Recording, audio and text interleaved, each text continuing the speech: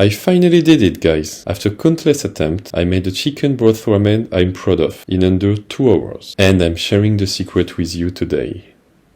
The secret is butter, but it's all about when you add it.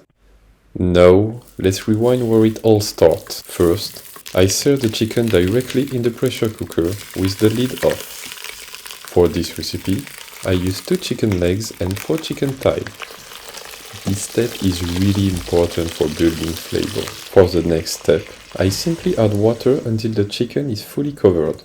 Then cook it on high pressure for 45 minutes. And notice, I'm not adding the spice yet.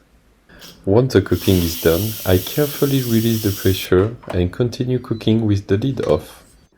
I add some leeks, a carrot, fresh ginger, an onion, and 4 cloves of garlic. This is where I build my flavor profile. I didn't want to do this earlier because it could cause bitterness. I let it cook for a bit, then we move to the next step, finalizing the flavor profile.